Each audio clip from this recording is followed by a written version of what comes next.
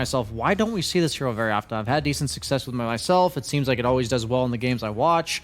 And I think it's purely like one or two heroes just make him unplayable. And Batrider is the hero that naturally makes, if you're not good against Batrider, the matchups feel so bad. Right. A very gotcha hero, right? Yeah, especially for like your drows and your stuff like that.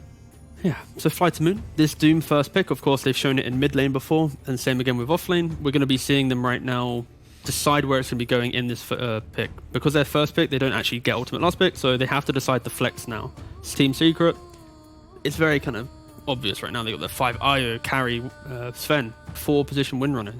What I like about Wind Ranger here is that usually the way YapzOr builds, at least, I know you can build utility Wind Ranger, but I've seen him go kind of similar to what I see from Crit, where they just go like second item MKB. Oh, for sure, yeah. So you're a huge threat.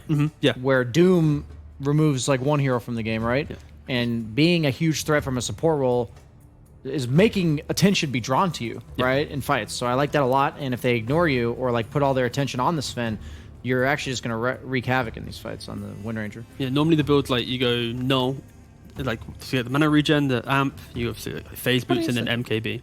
Windrunner as a hero as well in terms of the IO. It's one of those elusive heroes that you want to have pairing with the IO. He can walk up the high ground with Windrun. He can always go for a pick-off by himself, set up that gank. It's why we see, for example, Bane, classic IO pairing as well. He's the guy that can walk up. He can Nightmare one guy, grip another. It's the same concept. Team Secret, double down on the physical damage and pick up this Slardar. So now you've got the Slardar Windrunner lane. It's going to be pretty obnoxious. It's going to be pretty hard to play, especially if the Windrunner picks up that early Blightstone.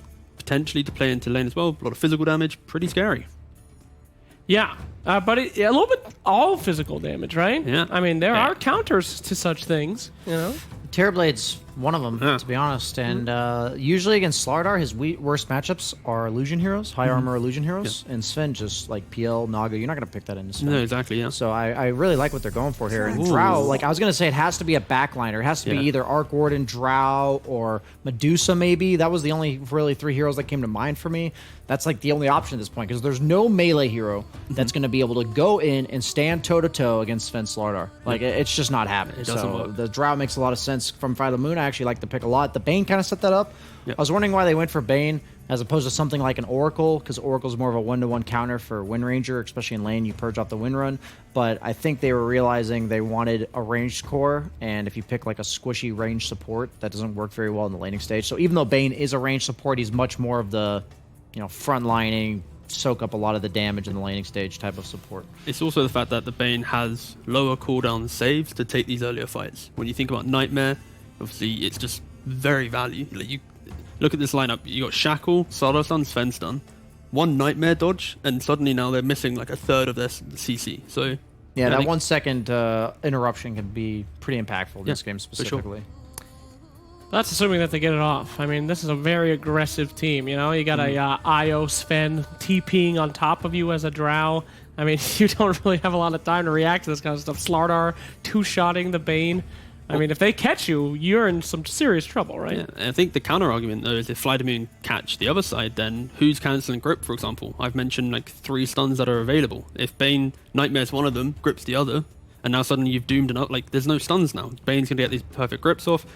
It's can they play well enough around this Drow and tank the early aggression to enable this Drow to get damage off? Because it could also see the other way around. Secret could just flood the map, abuse relocate, and Drow's got no game. So, like, for me in this game, I love watching because Slardar is one of my favorite offlaners now. He was already rising up in the ranks, and now that, like I said, the top dog's in the carry role, same thing for offlaners. He didn't get touched. A lot of the top dog offlaners did get nerfed, especially the Darkseer, the Veno, the Doom. I concern myself with his level 1 and 2. I think past level 1 and 2, Slardar's a pretty strong laner. But he's kind of like Beastmaster, where if he gets to that really rough start, the hero just looks day and night different than what he does otherwise. So Drow, one of his worst matchups, and I'm really looking forward to seeing how Team Secret plans to enable this Slardar to get the start. Are they going to aggro tri-lane and put him against the Doom solo? Are they going to like drag some creeps with the Wind Ranger? They're going to have to do something not normal. That's it, though, because like the fact that you can still aggro the creeps just from behind the tower. Windrunner naturally can do that. Windrun, she's not going to take any damage. Pretty like life's good.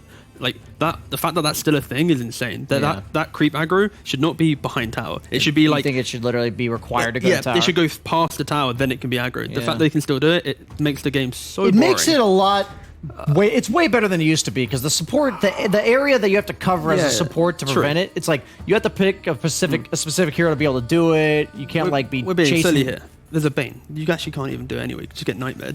Well, he is not going to have it level 1. At 2.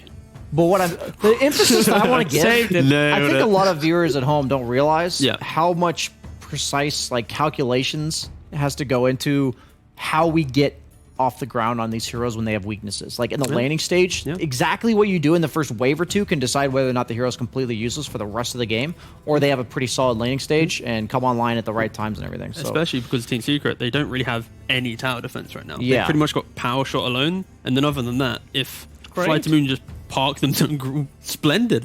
Like they can't afford this starter to have a shit game. No, exactly. And they're gearing up on the side of FlyToMoon to give him a shit game. So that's why when I see that in the draft, I know Team Secret has to adjust somehow. I'm just looking forward to finding out. This is how I learn when I watch games. What are they going to do? Doom mid or Doom offlane? What do you think? I think the nerf to Devour makes him more and more likely to be a mid laner. Yep. Just because in the mid lane, one hero hitting you is usually not going to be enough to out DPS your sustain, but in the off lane, he does potentially struggle. So it looks like it is a Doom mid. Yep. I always thought that was his best role, like about the last month or so. I played it a few times mid. I can't play mid for shit, and I win like 6-0, like meaning 6 games in a row I won, and I'm like, okay, if I could win games from the mid lane, this hero is probably pretty good. You got some very good. I'm saying mid lane's my worst role. No, very impressive. Very impressive. But it doesn't correlate to this at all, right? No, not at all. Yeah. Very impressed by you, Brian. Anyway, last pick. I was literally like flaming myself, and you were like acting like I'm patting my own ego. No, not you. Fury. Not Bananas. But I still love you at the same time. My God, is that Nature's Prophet? That is, Fury. Hey, look, the odds got turned down a little bit. Not 6-1 no more, I'm afraid. They had no real early game pressure on the side of Team Secret. Yes, Slardar is like representing a threat, but Sven's going to be farming. And Slardar Windranger offer literally no tower push. Like they're just going to click the tower and it's going to die over the course of a minute and a half. So this Nature's Prophet makes the rest of their game plan very easy. I love the way they shored up their draft. It's not ideal against the heroes in the opponent team, I think. Like Clockwork can be annoying, Drow sometimes can be annoying as well, Doom can be annoying, but it's really good for their game plan, and I just think Team Secret's too good. I do like FlyToMoon's draft this game way better than I like the other one, but if at any point the Drow just gets ag stunned by Sven, he's just going to die. So that's my concern. I like how Team Secret gave themselves basically 4 threats. All Nature's Prophet, Slardar, Windranger, and Sven are going to be viable threats past like the 15 to 20 minute mark, and I think that's the best way to deal with Doom. Yeah. I think for FlyToMoon, it's pivotal on Clock and Doom having good lanes and them setting the tempo, because if Secret are the ones to make the first move with that Fury and TP into a side lane, take that tower, take over the Drow's jungle, then I can see the game being pretty hard. But if you see a good game from Clock and Doom and they start making moves into Secret's jungle, then it's a whole different story, because again, how does Secret really pressure a tower outside Fury? How do they defend towers? Like, there's not really a lot for them to do. So they're basically playing like they did in game 1, wait for the mistakes, and then just own the game. Whilst FlyToMoon, they have the answers, just can they execute? They made fundamental mistakes around minute 22 last game. If they do it again, we'll probably see Secret win. I hope to see FlyToMoon. That's the nature of playing against Secret, though, No, exactly. Right? You have to. So hard. It's that pressure and that need to try and make too many moves. Yep. And if FlyToMoon can just, step it back one step, I think their draft allows them to take this type of game. I agree. It should be pretty exciting to see if Fly to the Moon can actually fly to the moon or fly to moon. Can't say the. Don't forget, kids. Would be exciting to see them take that game off of Secret, and if they're ever going to have a chance to do it, it's absolutely going to be in a Windranger game. So let's go ahead and throw over to our boy Odie Pixel and the Wizard Lizard himself. Shout out to my boy Lizard. Thank you, Snacks. Yes, game 2 of FlyToMoon versus Secret. Lizard, what do we reckon this time round? We saw last game, FlyToMoon were able to come off with a pretty confident-looking start against Secret. Look at these drafts. Have they got the potential to do the same here? Is this another game where FlyToMoon could give Secret at least a good run for their money in the laning stage? Most certainly they have chances on FlyToMoon. Definitely. Okay. 100%. What'd you like about that lineup this time? I'm just waiting to see how their lanes are gonna go again, if they're going to come out on top or not, because for me it looks like Secret, they're practicing a little bit, and there we go.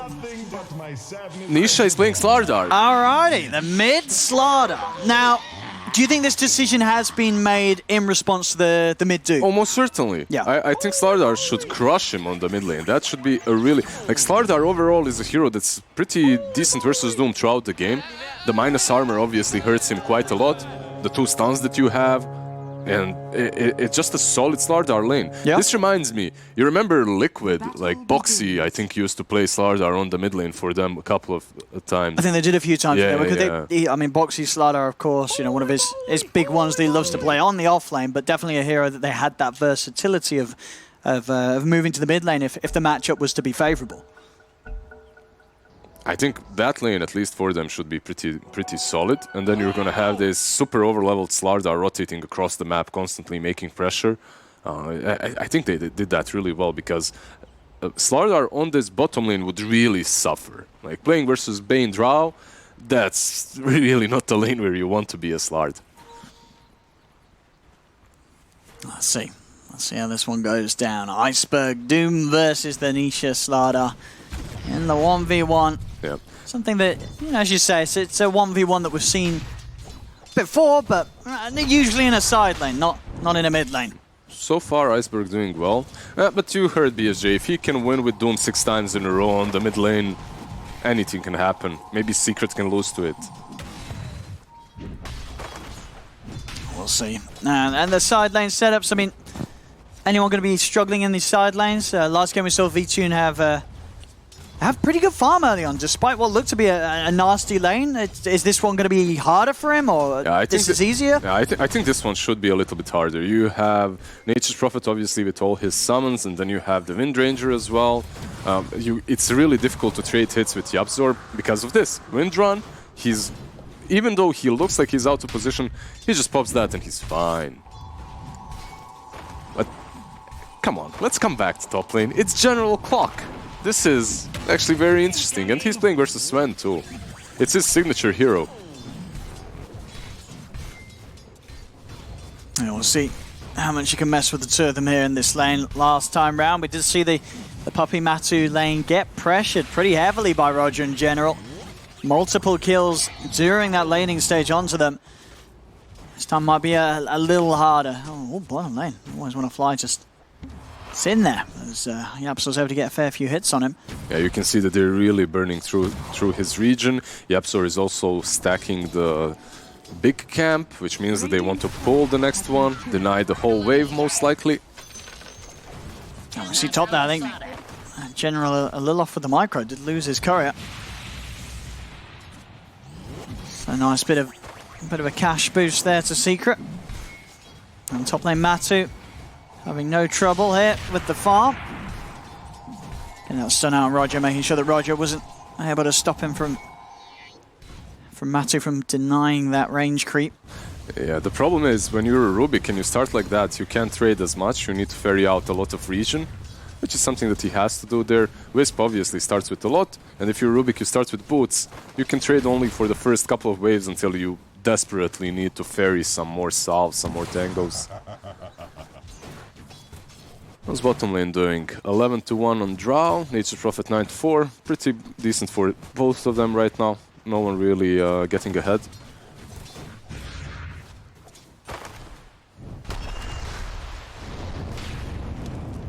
Mid. I mean, I guess as Nisha, you can punch quite hard into the Doom. And I say, yeah, he's got to go for this Nisha. No, doesn't feel that he's got that last bit of punch with Iceberg having the Scorched Earth. Yeah, but Nisha has a salve. Iceberg doesn't. He does have some more region from Devour, but it got nerfed as well in the last patch, so he will struggle a little bit in the next wave. I believe Nisha also with a mango ready to pop if he sees there's an opportunity to drop another crush. See bottom lane, always want to fly, getting rather aggressive there onto Zai. It's going to take quite the punch back in return. Power shot will connect, but always want to fly. It's fine. Did also have that Fairy Fire to pop just in case. It looks like he will be... What? I mean, I can only imagine he wanted to die there. I mean, there's no way you move like that unless you did want to die, so I guess he felt that it was... Always wanna die. It's in the name. I mean, I don't know what that was. I mean, I guess he just wanted the trip to base, but is that worth it, or do you take the time walking? I mean, it's mid lane. This will get the kill for Nisha. I'm quite certain there are better ways to die. Yes, there's better ways to get back to base. than to feed yourself to the enemy heroes. Yeah. There's definitely better ways.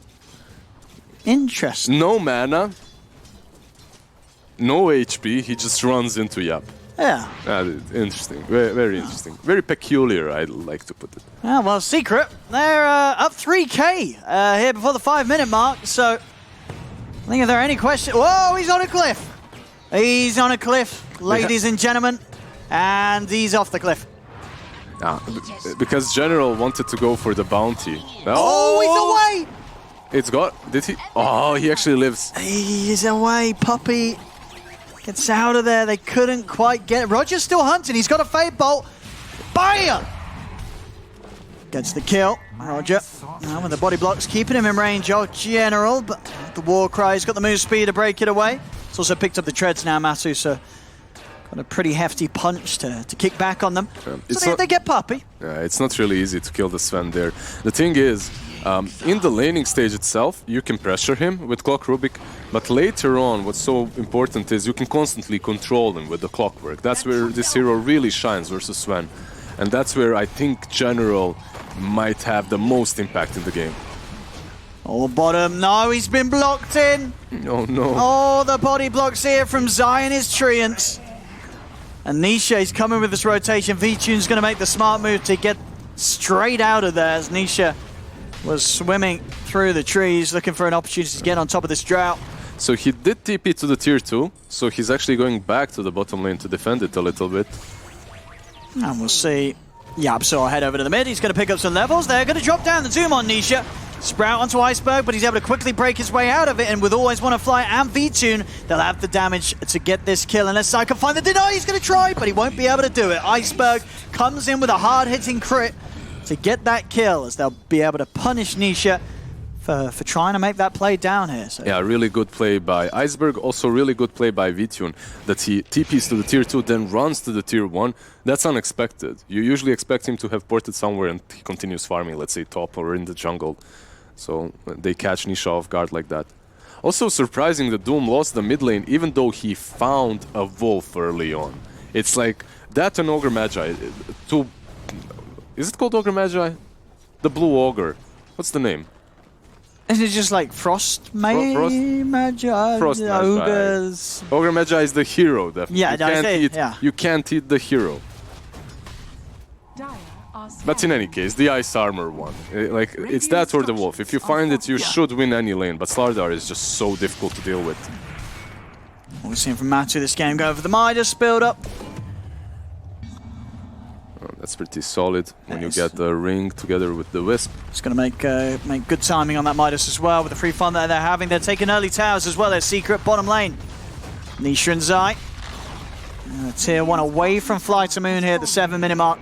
Also, you have to notice how the Slardar is playing. If you play it mid, you have to really think about the items that he's buying.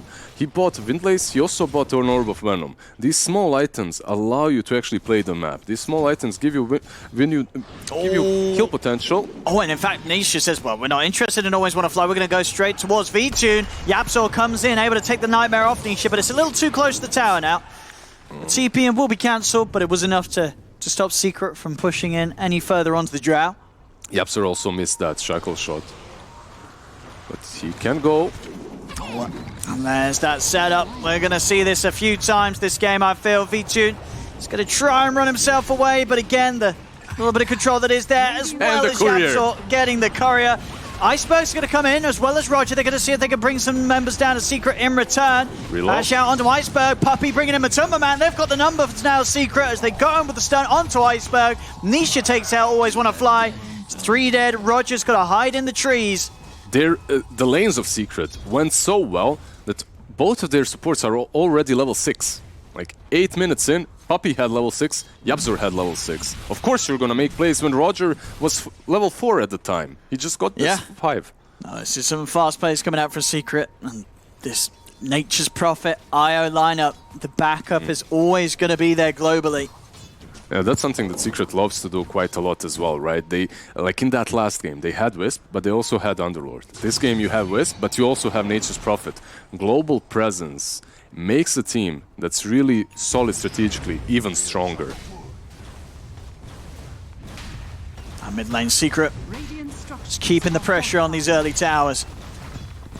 Yeah, already taking the tier 1 on the bottom lane. Perhaps will not pressure the tier 1 mid that hard, because minute 10 is about to come. This Bane or this Rubik will get their level 6. Clock can rotate and you don't have relocate, right? So you can chill, you can go take those bounties instead. Yeah, General will be able to make sure they grab these two. So no move from Secret to try and swing up here. There's a haste rune towards the top of the river. That'll be rather useful here for General as he comes across. Also with that hook shot ready to use. See if he wants to try and go for something in the jungle. He's going to go in. There's quite a few members of Secret here, though. Who do you go for? Just a bit of a scout from General. He's in and he's out. You can't really kill the Nature's Prophet there. Nisha is too tanky. And yeah, they said during the draft panel that Clockwork is good versus Nature's Prophet. It goes both ways, because you can use that Sprout to actually get yourself out of cogs, and those little pesky treants just eat up the battery assault.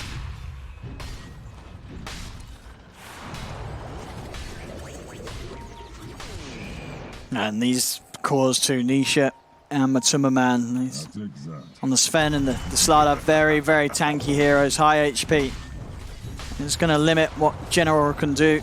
It's really not a game in which this Clockwork has a lot of kill potential, but the controlling potential versus the Sven is there. And that's his major job, that's his main job. And they're going to try and go in with the smoke. It's just the two of them making this play. General and Always Want to Fly.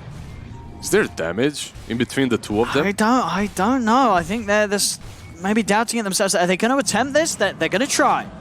The grip with the battery assault. The puppy, he's got to relocate. And that's what? I mean, they clearly saw the two of them there. That's never going to work against an IO unless you're going on the IO itself. And now Always Want to Fly will die for that attempt. And I mean, if that's the kind of moves they're going to make, I don't know how much of a chance they're going to stand in this game. Wait, what? Why would you play like that? You had a hookshot, like you could interrupt the channeling of Relocate if you wanted to. But if you don't really want to, you don't grip the Sven then. You don't waste your big ultimate from Bane and Bane's life himself. No, maybe some miscommunication, one of them saying go, one of them doesn't really want to, and then suddenly someone's made the move. You come in with a backup, and it falls flat on your face. Mid lane, tower's gone down. That's Secret now. 5k lead here at the 12-minute mark, and 2 tier 1s taken away whilst managing to maintain all of their towers right now, Secret. And remember, this game isn't a free Drow Ranger game. I know Drow is extremely strong right now, but this Sven eventually, once he gets that Aghanims, let's say Midas Echo Aghanims, he gets on top of you so easily, you're just gone, like you just said. And he's farming away, he's on top of the network charts. He's above Doom, mid lane Doom by 2k. That means his game is extremely good. Getting some stacks here, Secret. Maximizing that farm on Map2. These stacks will pretty much give him the full S and Y. It's this incredibly beefy Sven ready to come running into the fight. So Always Want to Fly, just trying to find some levels up top here. Fiend's grip back up in a few seconds. Secret with the smoke, seeing if anyone pokes their head out onto towards this creep wave. V-Tune would be a nice grab, but he's got Roger by his side. They are still smoked, so they could go. Gonna run straight towards him, Yapso. Going for the little shackle. V-Tune tries to push him back, but there's the relocate coming in. Puppy brings in Map2. They'll turn over towards Roger again. Zai with the body blocks, keeping Roger in range of Nisha as Roger will fall. Map2's able to kill off Always Want to Fly. This game 2's getting a little bloody. 12-2, 6k lead. Yeah. You might have had a shot in the early game of game 1, but this game seems very hard now for FlyToMoon to get any portion of this game looking good for them. They're falling behind rapidly. The first game, that's how it looks like when you are winning laning stage versus Secret. This is how it looks like when you don't even do that, when you don't even have a good laning stage. They just outmaneuver you so hard. Like that top lane play, that's all because of that preemptive smoke plus the ward on the cliff. Gives away info where Roger is, where V-Tune is, then you can reload all you want because you know where they are. Vessel on Doom. I have seen this, like from many Doom players that go mid. Sure, because I guess someone you do kind of need someone to get it against the Aya. But in general, he's going for a Midas on the clock. All right.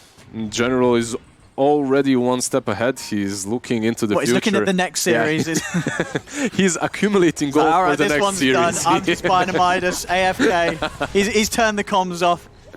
I Midas, I AFK. He's done. Yeah. Meanwhile, Nisha, he's building an Aghanim. It's not even a Blink Dagger. He's just becoming tankier and tankier by the minute. Getting incredibly beefy. Yeah, that once he has that axe, as long as he's able to get the puddle down, this is no longer a Doom target, really. You're ever going to feel good for going for. As he's going to just sit there in his puddle. And heal up. Yeah. He won't even tick down. Yeah, but this Midas on Clockwork, we usually praise General quite a lot because he has had some exceptional Clockwork games, but buying that Midas 16 minutes in, when you're losing this heavily, I guess he's thinking, okay, we'll just defend high ground. And I mean, I think there's a lot of games, right, where that really is a factor, right, for teams. If you're that far behind and you feel like, well, there's no way we're going to come back into it on our own plays. We've got to play for the other team making a mistake, and then if that's what we're playing for, you get items like Midas, because then if that does come around, a Secret do make a mistake at the 30-minute mark when they're pushing high ground, that Midas is going to pay off. Yeah, you have two options when you're losing like this. You either go all out, all guns blazing like OG do. Sometimes they win, sometimes they lose, but they put up a show. Or you go like this, you go for a Midas and just hope. just hope. Just hope. There we go, yeah. That's the Aghanim's complete now for Nisha.